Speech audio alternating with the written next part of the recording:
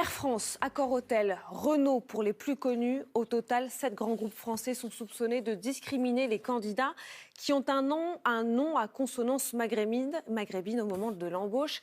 Résultat d'une grande campagne de testing qui avait été lancée fin 2018.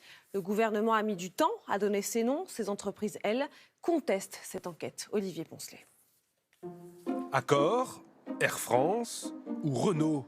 Quelques-unes des grandes entreprises épinglées par le plus grand testing jamais réalisé. Des milliers de CV ont été envoyés, la moitié avec un nom qui sonne européen, l'autre avec un nom à consonance maghrébine.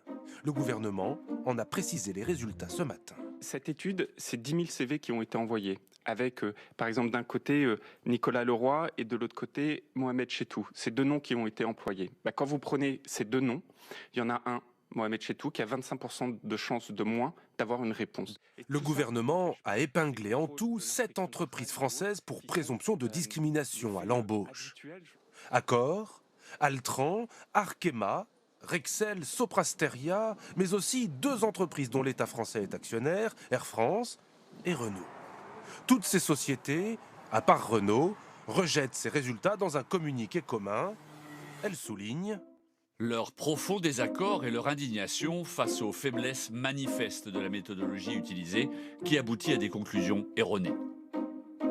Air France, par exemple, déplore que les CV n'aient pas suivi le processus de recrutement habituel. Les 44 candidatures qui ont été envoyées pour Air France sont toutes des candidatures spontanées et uniquement sur 7, on relève une différence de traitement, mais on ne sait pas à qui elles ont été envoyées et elles sont envoyées en tout cas en dehors de notre canal unique de recrutement. Le gouvernement devrait relancer une nouvelle étude comparative avec des tests à la méthodologie révisée. Aucune date n'est annoncée.